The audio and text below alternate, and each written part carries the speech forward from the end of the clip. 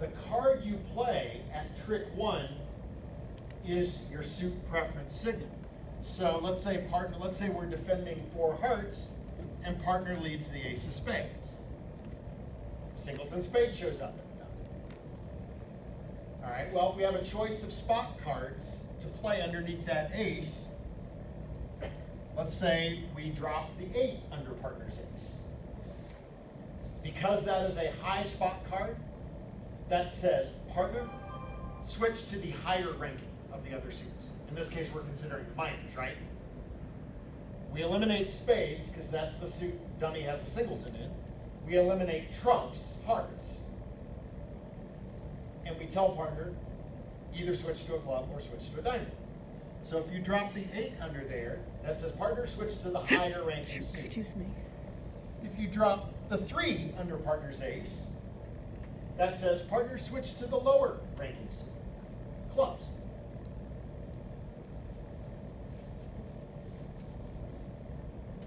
If you play the 6, on your own, partner, figure it out. I have no preference. Well, you can't show The hand Virginia was worried about. What if my hand's so bad? If your hand's so bad, then you're not really participating in the defense. So it's okay in that situation because you really don't care, right? Partner's defending on their own. But if you do have a clear preference, you can't express it. We do the same thing when we are giving partner a ruff. So partner leads what looks like a singleton, we win the ace. We return the 8. That says partner, after you ruff, come back with the higher ranking of the other 2 remaining suits. Or if you come back with the 3, partner, come back with the lower rank. Now you may not have a quick entry, right? I mean, you may not be able to give partner another ruff right away. There's no guarantee that you have another quick entry. But you can still tell partner, even if you know you can't give another ruff right away, you can still tell partner, hey, this is the best thing to lead back, right?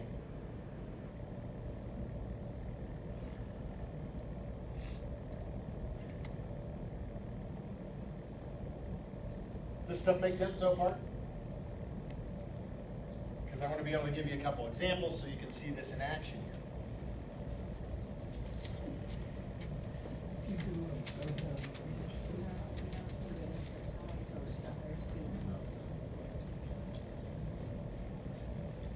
Okay. Let's have South play 4 hearts. And I don't have an auction, so don't even worry about the auction.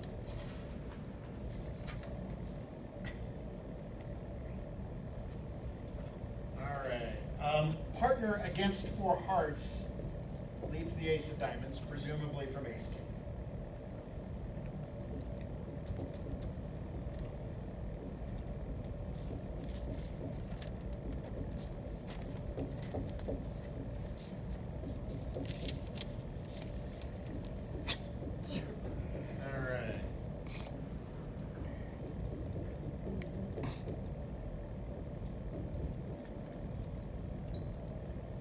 So East, you are the primary signaler here, as your partner leads the ace of diamonds and dummy shows up with only 1 diamond. And dummy's trumps are 4 to the ace. It looks like declare can easily ruff whatever diamond losers they want to ruff on this hand. So clearly there's no future in diamonds.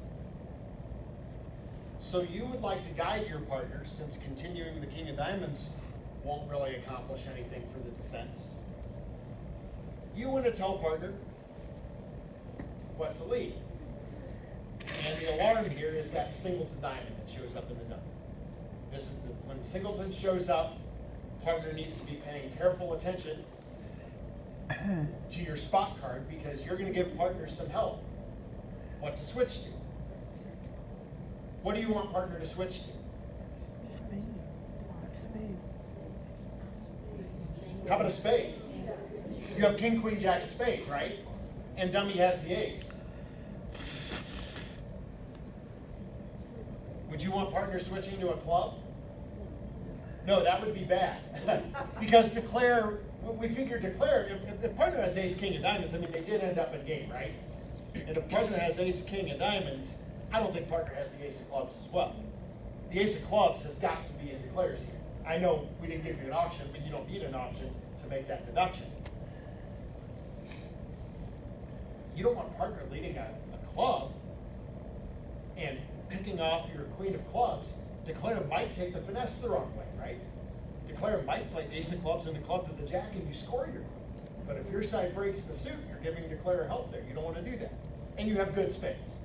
So you'd like to see ace of spades knock down a dummy and hopefully set up some spade winners for you. So let's do that now, right?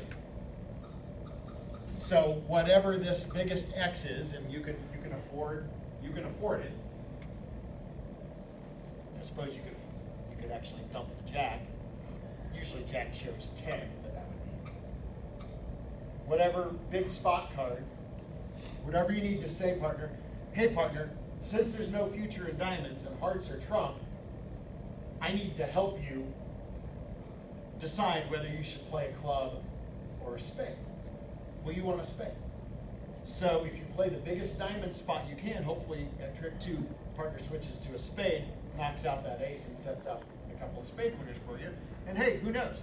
Maybe you end up scoring a diamond, a couple of spades, and declare misguesses the queen of clubs and goes down in 4 hearts.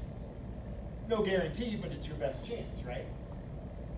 On the other hand, what if you had nothing in spades, but you had the ace queen of clubs? Now you'd want partner leading a club through, right? Because that's a suit that if you gain the lead, you can't attack safely. You wouldn't want to attack clubs from your side. So we can easily change the cards in your hand and create a situation where you want partner leading a club through so that you can take whatever clubs you have coming, because that would be the best defense. So this is a suit preference situation. If you had 5, 4, 3, 2, you would go ahead and play the jack. Yeah, I mean you can afford the jack, right? Yeah. If the jack is what it takes to get it done. Yeah, I mean, normally with our signaling we're looking at our spot cards, but yeah, we can include honors in this too. The jack would express to partner, if your partner can't, like probably not continuing diamonds anyhow. The jack would express to partner that you don't have the queen. Typically, jack, I'd throw jack from jack 10, we would throw queen from queen jack. But again, diamond honors probably aren't real relevant here, as long as partner hangs on to that king, so that if the player leads the queen out of their hand, you can cover it. We don't want that getting a pitch. So yeah, we can construct some situations where throwing the jack might cost a trick, but as long as we get our spades set up as early as possible. Partner made a totally normal lead. There was nothing wrong with the lead. It just so happens that maybe the auction didn't reveal that there was going to be diamond shortness in dummy. So we have a chance to recover, right? We have a chance to say, okay, maybe a spade lead to start off would have been better on this hand, but we still have time to knock out that ace and get spades set up, we hope. This is also why, a lot of times, why ace from ace king is such a good lead when we have it. Because unless dummy shows up with a diamond void and that opening lead gets roughed, leading ace from ace king gives us a chance not only to see the dummy and figure out where to go from there, but it also gives partner a chance to signal, even if there's no future. That's why this is, we have these situations like, well, this might be the best lead, but I don't know, I'm a little uncertain. The opponent's had a weird auction, let's just lead ace from ace king, get a look at the dummy, and then that'll give us our best chance to do something in trick 2 that is reasonably intelligent, right? So, and it'll give partner a chance to signal. That's why we like that lead so much.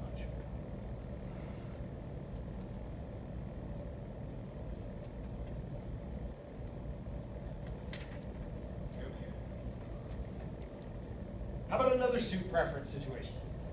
Because we need to show you part 2, the other time that we like suit preference. Getting our cross ruff business right. Or roughs for one of us, maybe not for both of us.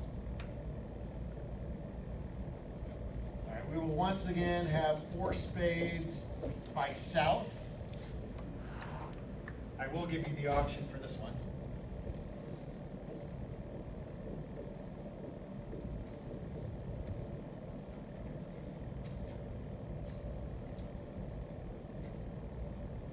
So again, they've had a 2/1. The opener has presumably shown a 6-card spade suit. And responder has put this in game.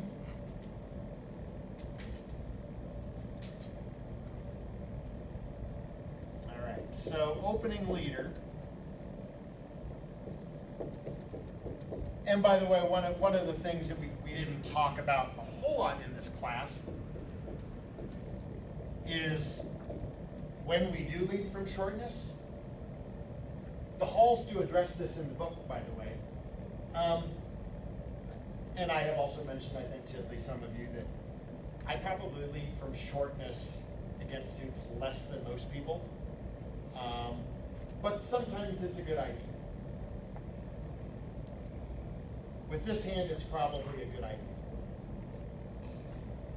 This is kind of a desperation move. Your hand is atrocious. It doesn't look like you have much at all in the way of defense. So there's probably nothing better to do than lead your singleton diamond. And this is part of what's going to set off the warning bells for partner, because you are leading dummy's first bid suit, right? The opponents have bid spades and diamonds, landing in spades. More often, we probably expect a heart lead, or a club lead, or maybe even a trump lead. And yet, you are leading a suit that was dummy's first choice.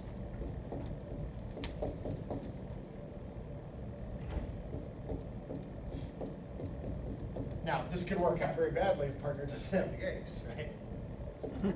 Could be making things very easy.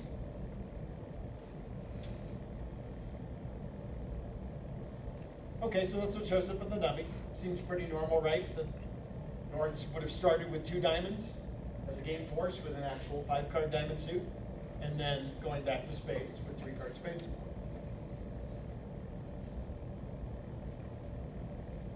East, you're sitting over here with 1 little trump. Very conveniently, you have a couple of aces. And we're going to give you the spot specifically in the diamond suit.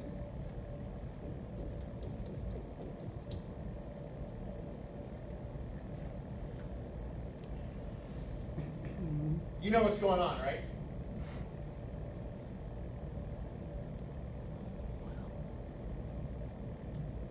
It goes diamond, declare, puts up the king. You win the ace. Partner's got to be leading a singleton, right? I mean, why would partner make this lead? Dummy's diamonds are pretty good. You have the ace, but dummy's got king, queen, jack.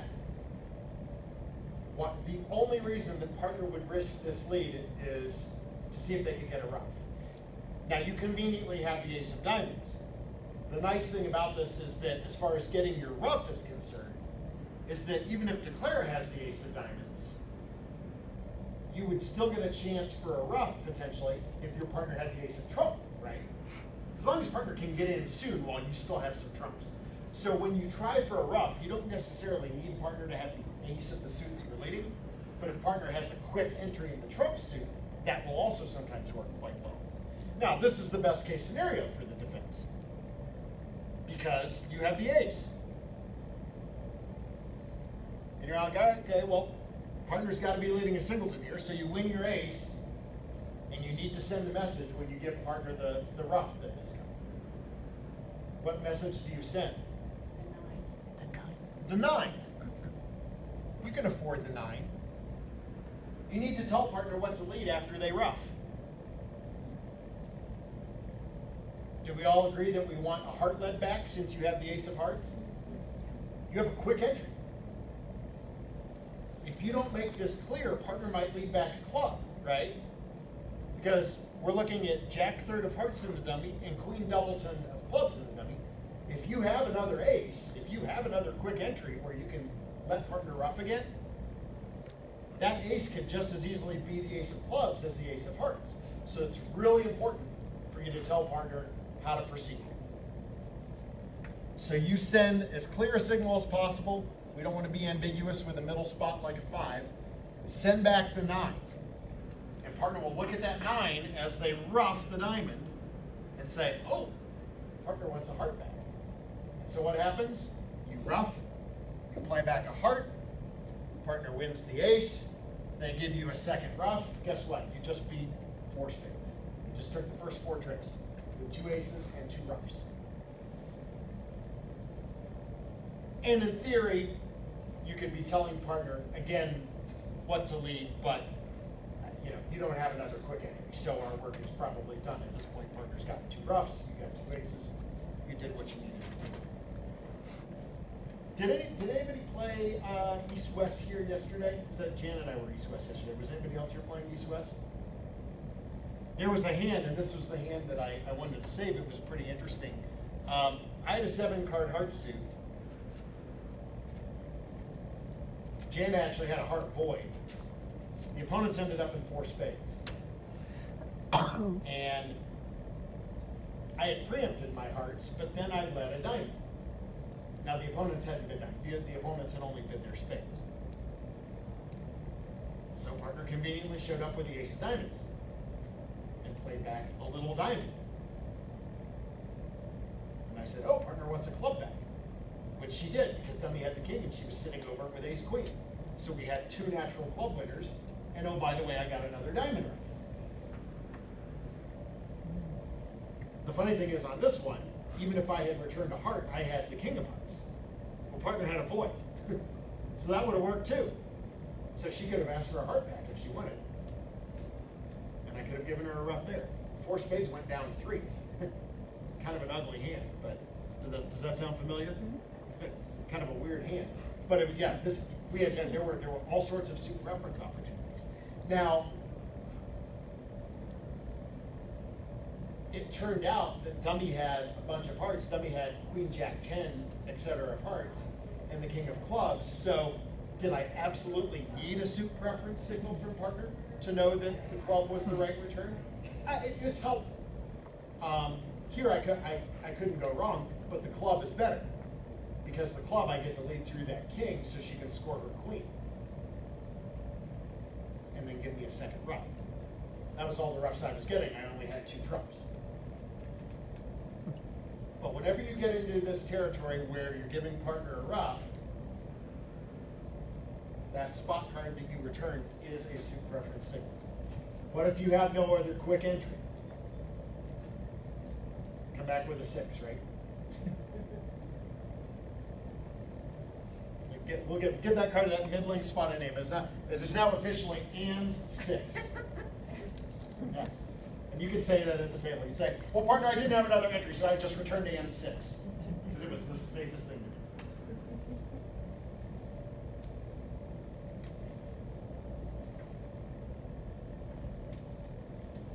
Does anybody have any questions on anything we've done?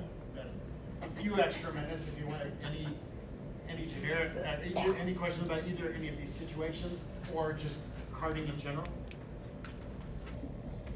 In our little game that I play, typically if anyone asks about my carding and you say standard, that's the end of the discussion. Do you have to say, is that just attitude that you're telling them? Do you have to say that you're also playing out preference? So,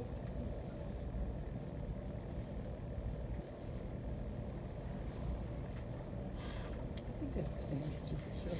sometimes standard is sufficient. Sometimes people will probe for more information, and you should certainly be disclosing any agreements that you've had, any other agreements that you had.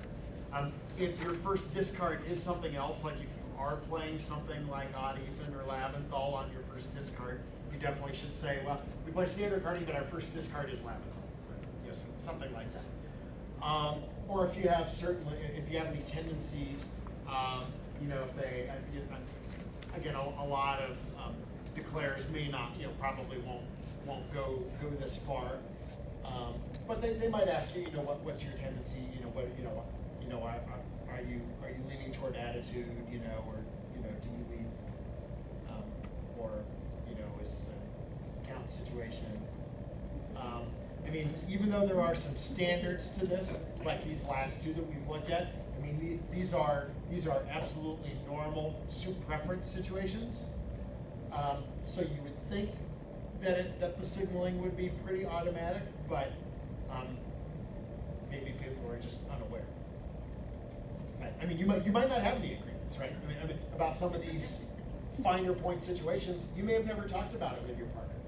And so you may be thinking to yourself, well, you know, I treat this as a suit preference situation, but does partner do this?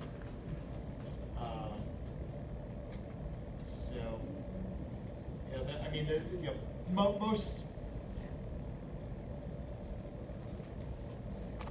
I would say that question probably gets asked more about leads than about carding. And so like one situation, I don't usually ask a lot, but sometimes it matters. So like, let's say on opening lead, we lead the jack, which promises the 10 typically.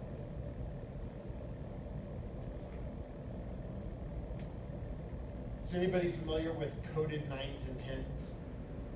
I don't like the treatment that some people play. So the normal lead, the quote standard lead of a jack is that jack promises the 10 and could have the king, right? Could be from top of an interior sequence. So the one thing we know about the lead of a jack is that it promises the 10 and it denies the queen. And may or may not have the king. Or may or may not have the ace against no trump. If you're leading, like let's say you have that suit, ace jack 10 9, what's the standard lead against no trump if you're leading that suit? Jack. Don't lead fourth best there, lead top of interior sequence. That way if partner, like maybe partner can win the king and then lead back through declares queen and you have the suit and you've got the suit bottled up, right? So jack is the standard lead from that holding, or you may not have the king. The jack may be the top of your sequence. Maybe it's jack 10 9 and that's that. Okay, so some people play coded 9s and 10s, which means that they don't lead jack from this one. They lead 10 or 9. And the specific agreement is that the lead of any 10 or 9 shows 0 or 2 higher. Have you ever run across that? Some people like it. For a while, it was a popular thing. I think it gives too much information to declare. So it's a little different agreement, right? And they play, and so the people who play coded 9s and 10s, the lead of a jack specifically denies a higher honor. Okay. They cannot have any card higher than the jack. So 10 or 9, they're either 2 cards higher than that 10 or 9, or there are no cards higher than that 10 or 9, and it's the top of the sequence. And the lead of a jack denies a higher honor. I do not like the treatment, but you will see people at the club who play it. Okay, so that's more likely the type of question. You know, if someone said, you know, if you make a lead and someone says, you know, what are your leads? If you play coded 10s or 9s, that is not standard. Do not answer standard. Say if you play coded 9s and 10s. So if we're playing